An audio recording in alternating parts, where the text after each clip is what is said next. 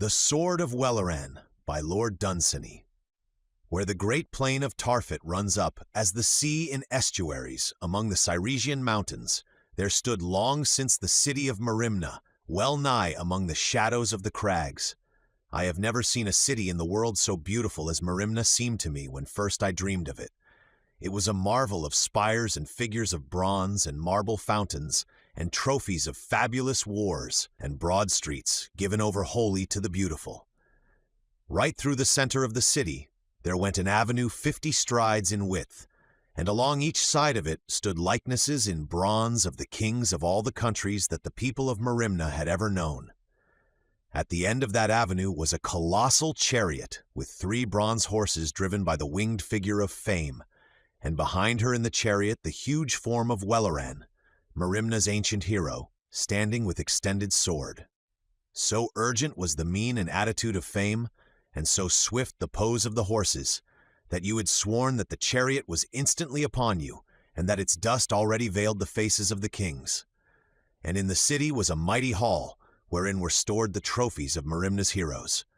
Sculptured it was and domed, the glory of the art of masons a long while dead, and on the summit of the dome the image of Rollory sat gazing across the Cyresian mountains towards the wide lands beyond, the lands that knew his sword.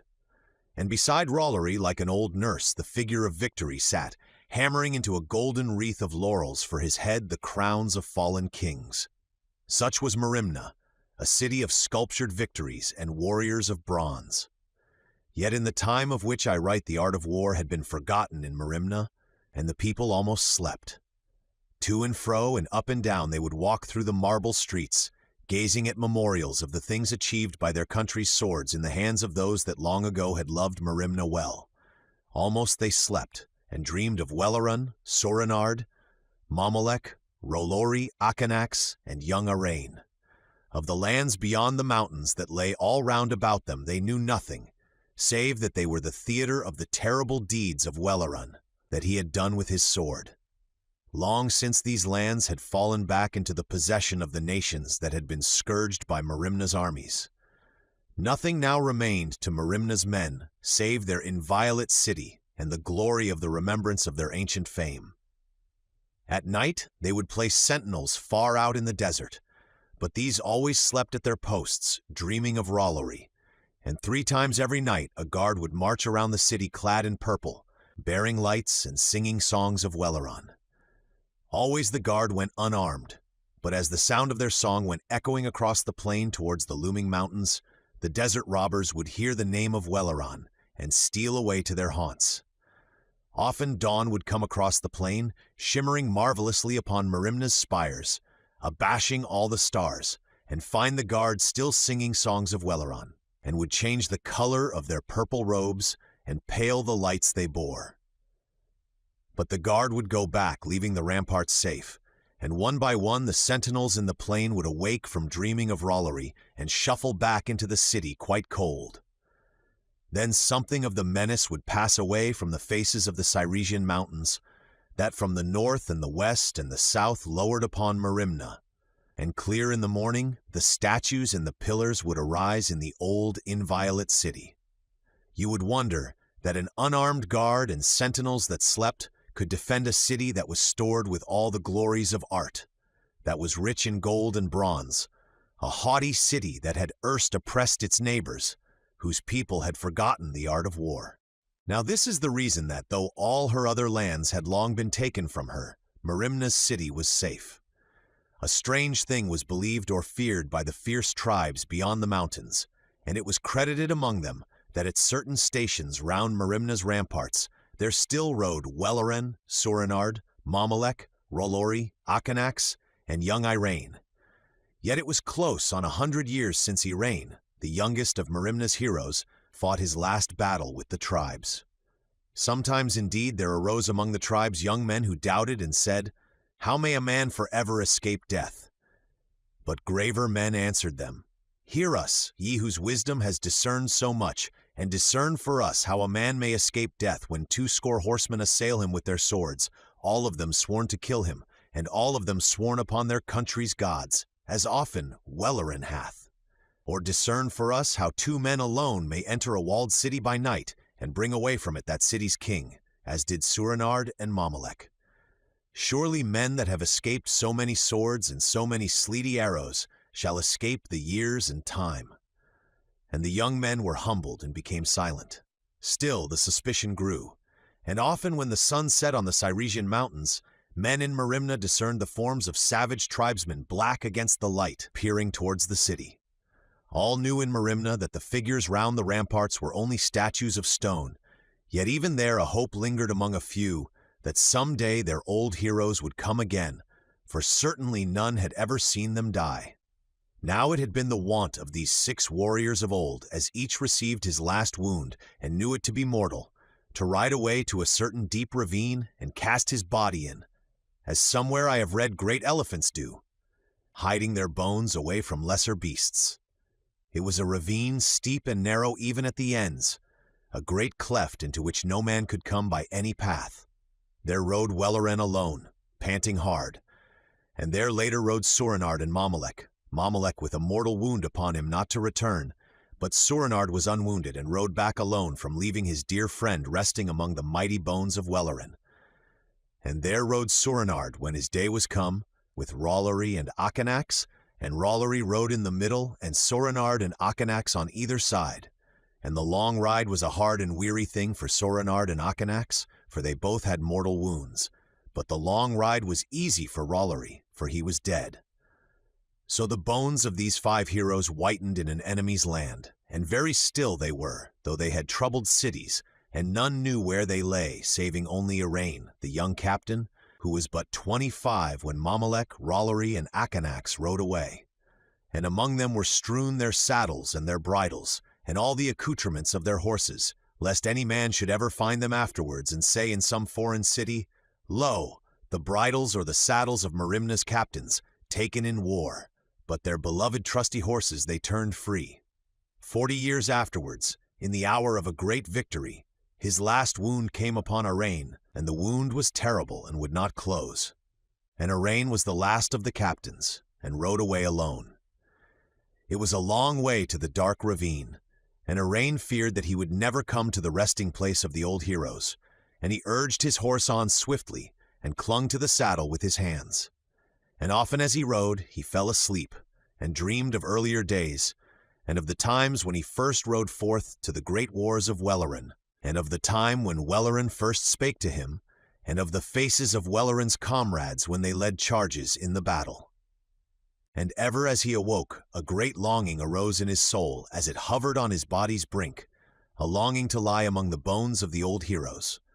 At last, when he saw the dark ravine making a scar across the plain, the soul of Irain slipped out through his great wound and spread its wings, and pain departed from the poor hacked body, and still urging his horse forward, Irain died.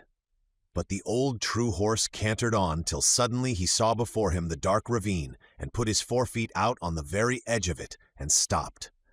Then the body of Irain came toppling forward over the right shoulder of the horse, and his bones mingle and rest as the years go by with the bones of Merimna's heroes. Now there was a little boy in Merimna named Rold.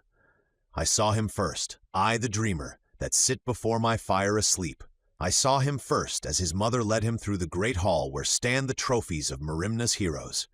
He was 5 years old, and they stood before the great glass casket, wherein lay the sword of Welleran, and his mother said, "The sword of Welleran."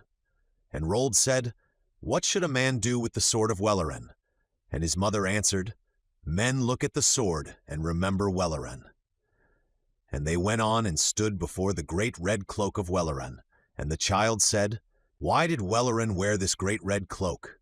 And his mother answered, "It was the way of Welleran."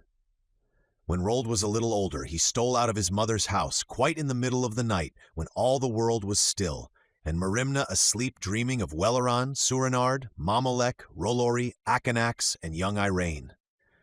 And he went down to the ramparts to hear the purple guard go by singing of Welleran.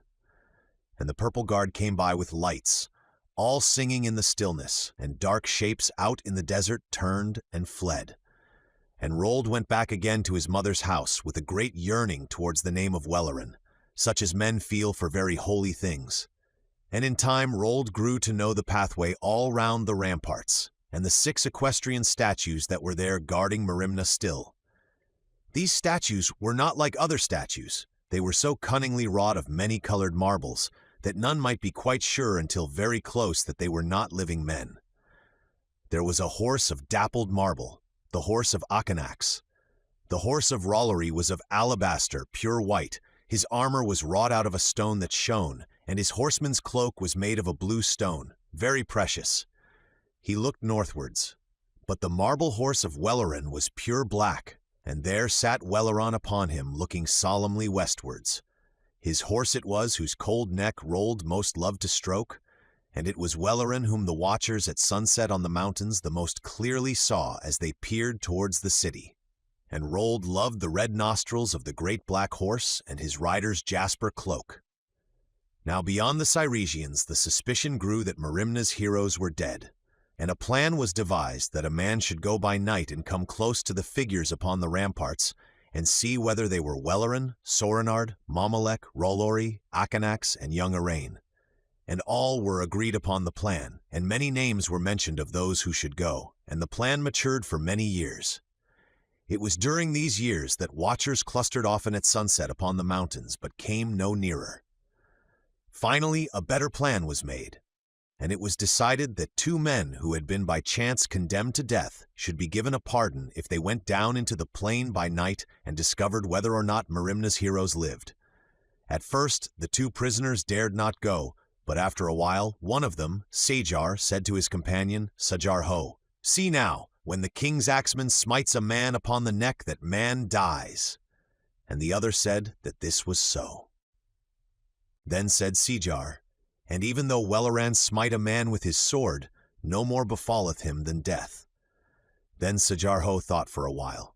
Presently he said, "Yet the eye of the king's axeman might err at the moment of his stroke, or his arm fail him, and the eye of Welleran hath never erred nor his arm failed.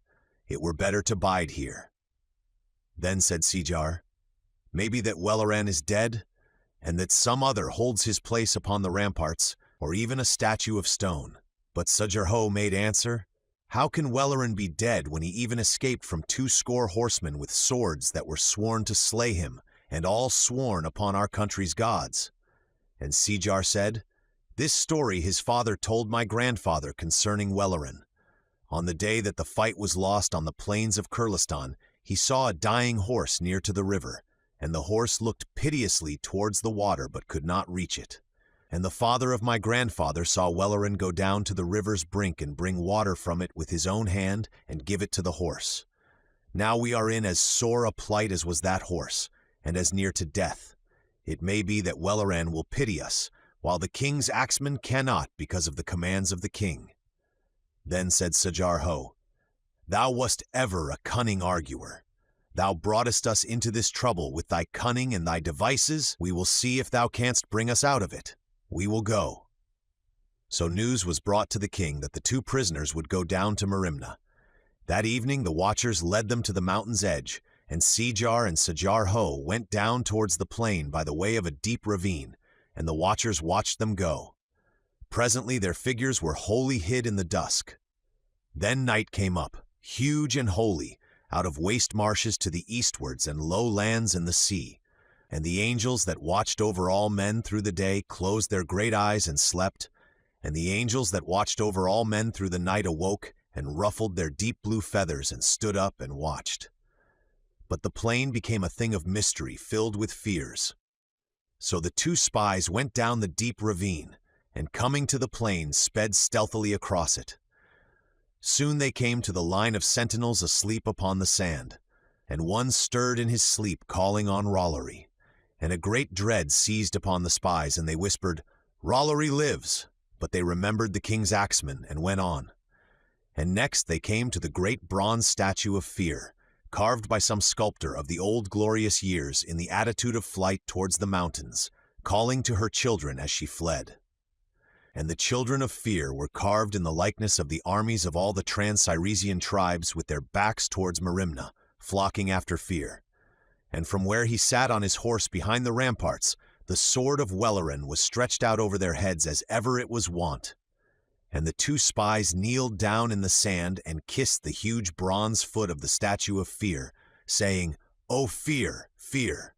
And as they knelt, they saw lights far off along the ramparts coming nearer and nearer, and heard men singing of Welleran. And the purple guard came nearer and went by with their lights, and passed on into the distance round the ramparts, still singing of Welleran. And all the while the two spies clung to the foot of the statue, muttering, "O Fear, Fear." But when they could hear the name of Welleran, no more they arose and came to the ramparts and climbed over them, and came at once upon the figure of Welleran, and they bowed low to the ground. And Seejar said, "O Welleran, we came to see whether thou didst yet live." And for a long while they waited with their faces to the earth. At last, Seejar looked up towards Welleran's terrible sword, and it was still stretched out, pointing to the carved armies that followed after Fear. And Seejar bowed to the ground again and touched the horse's hoof, and it seemed cold to him. And he moved his hand higher and touched the leg of the horse, and it seemed quite cold. At last he touched Welleran's foot, and the armor on it seemed hard and stiff.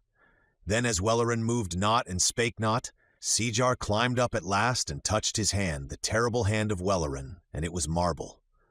Then Seejar laughed aloud, and he and Sajarho sped down the empty pathway and found Rollory, and he was marble too. Then they climbed down over the ramparts and went back across the plain, walking contemptuously past the figure of Fear, and heard the guard returning round the ramparts for the third time, singing of Welleran. And Seejar said, You may sing of Welleran, but Welleran is dead, and a doom is on your city." And they passed on and found the sentinel still restless in the night and calling on Rollory.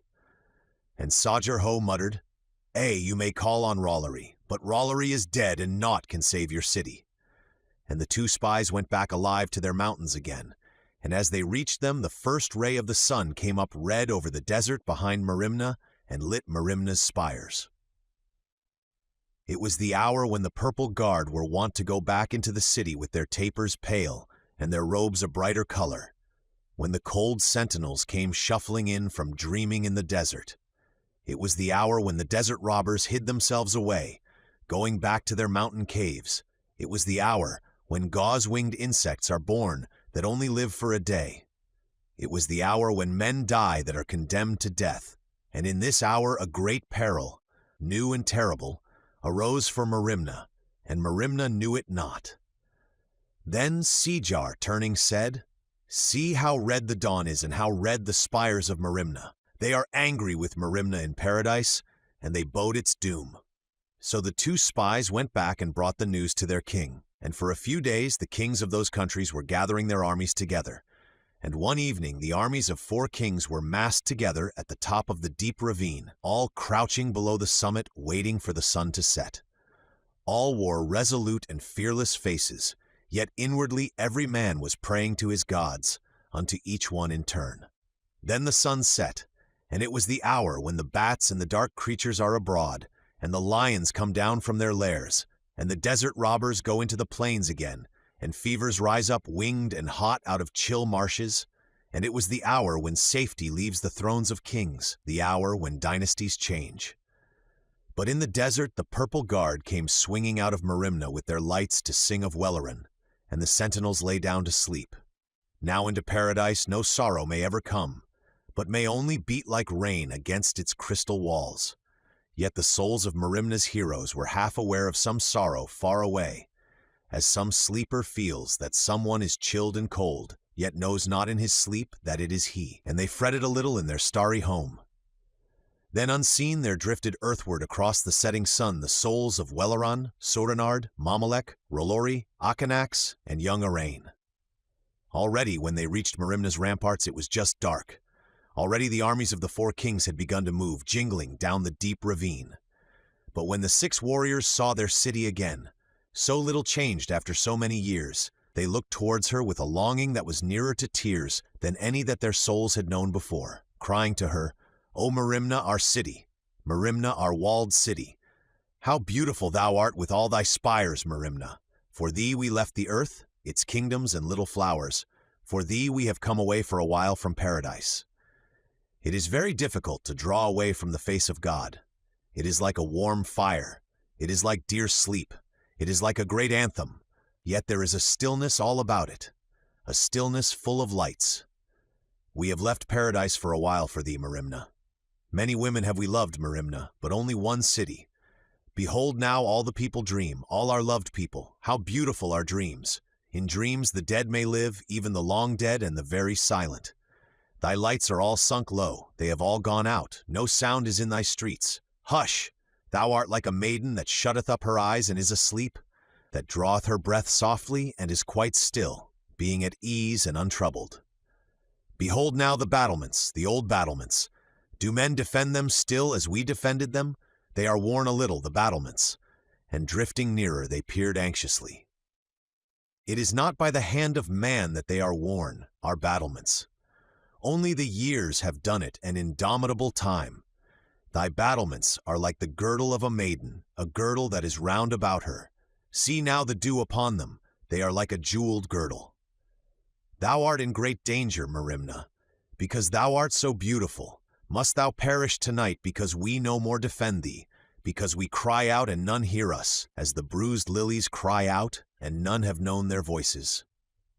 Thus spake those strong-voiced, battle-ordering captains, calling to their dear city, and their voices came no louder than the whispers of little bats that drift across the twilight in the evening.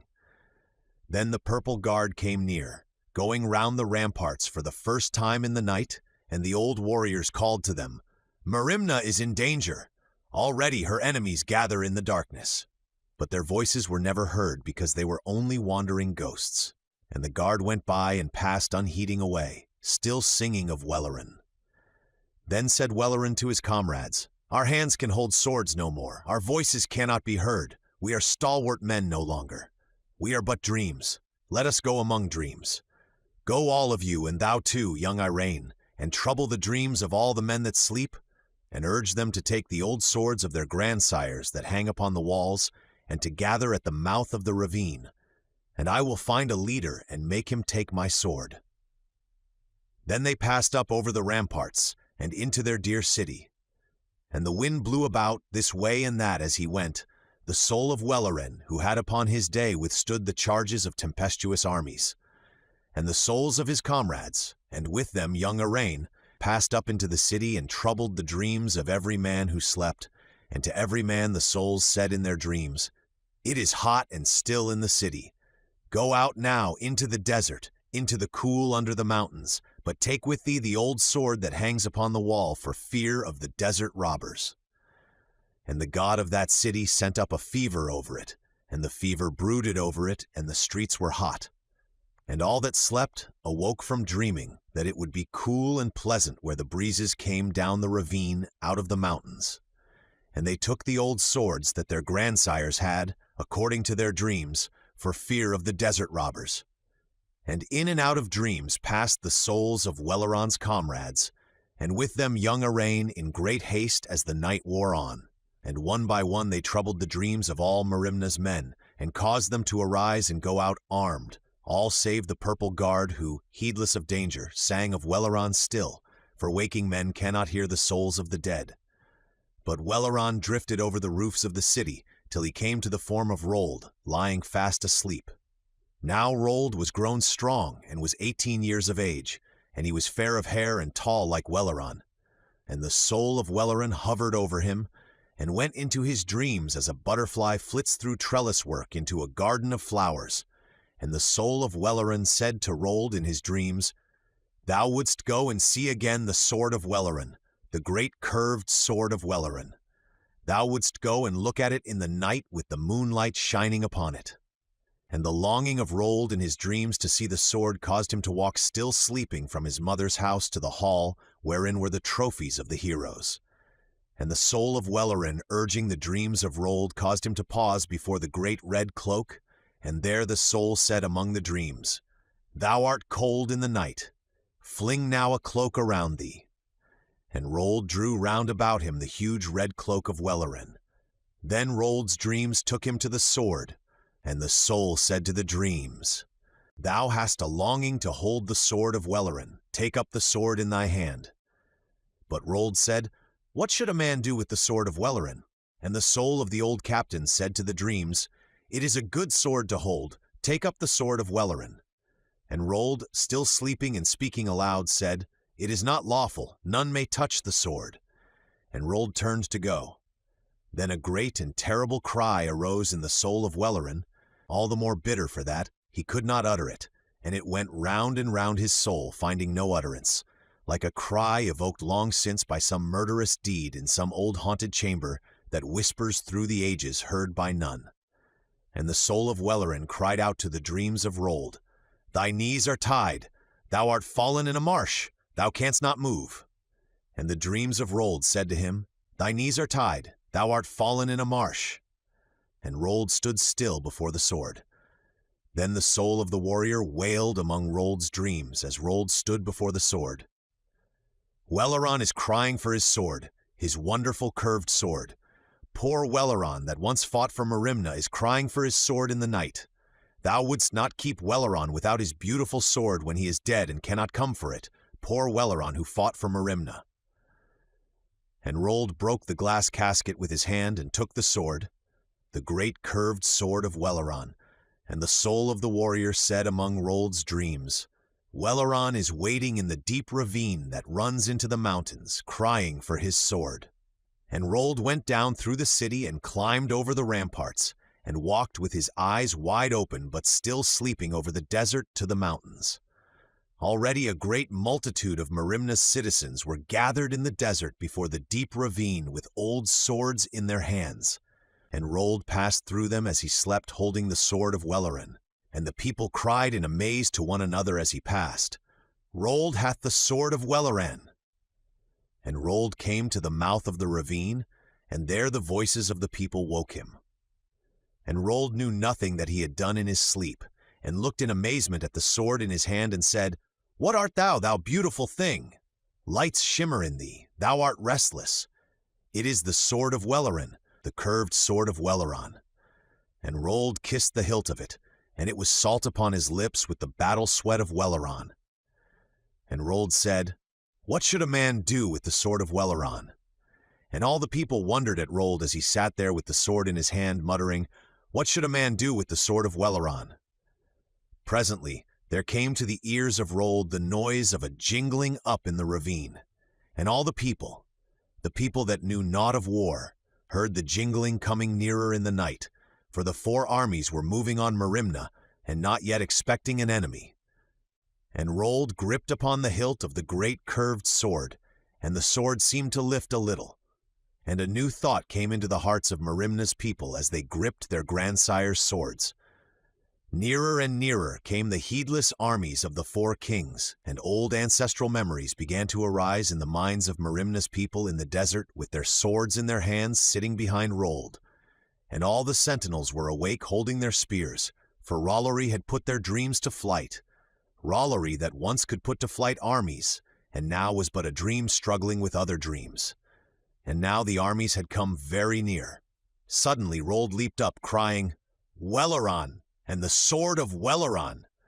And the savage, lusting sword that had thirsted for 100 years went up with the hand of Rold and swept through a tribesman's ribs.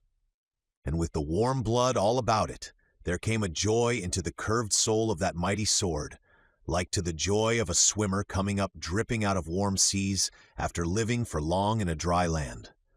When they saw the red cloak and that terrible sword, a cry ran through the tribal armies, "Welleran lives!" And there arose the sounds of the exulting of victorious men, and the panting of those that fled, and the sword singing softly to itself as it whirled dripping through the air. And the last that I saw of the battle as it poured into the depth and darkness of the ravine was the sword of Welleran, sweeping up and falling, gleaming blue in the moonlight whenever it arose, and afterwards gleaming red, and so disappearing into the darkness. But in the dawn, Merimna's men came back, and the sun arising to give new life to the world, shone instead upon the hideous things that the sword of Welleran had done. And Rold said, "O sword, sword, how horrible thou art! Thou art a terrible thing to have come among men. How many eyes shall look upon gardens no more because of thee? How many fields must go empty that might have been fair with cottages, white cottages with children all about them? How many valleys must go desolate, that might have nursed warm hamlets, because thou hast slain long since the men that might have built them? I hear the wind crying against thee, thou sword. It comes from the empty valleys. It comes over the bare fields. There are children's voices in it. They were never born. Death brings an end to crying for those that had life once, but these must cry forever. O sword, sword, why did the gods send thee among men? And the tears of Rold fell down upon the proud sword, but could not wash it clean. And now that the ardor of battle had passed away, the spirits of Merimna's people began to gloom a little, like their leaders, with their fatigue and with the cold of the morning. And they looked at the sword of Welleran in Rold's hand and said, Not any more. Not any more forever will Welleran now return, for his sword is in the hand of another. Now we know indeed that he is dead. O Welleran, thou wast our sun and moon and all our stars. Now is the sun fallen down and the moon broken, and all the stars are scattered as the diamonds of a necklace that is snapped off one who is slain by violence. Thus wept the people of Merimna in the hour of their great victory, for men have strange moods, while beside them their old inviolate city slumbered safe. But back from the ramparts and beyond the mountains and over the lands that they had conquered of old, beyond the world and back again to paradise, went the souls of Welleran, Soranard, Mamalek, Ralori, Akanax, and young Arain.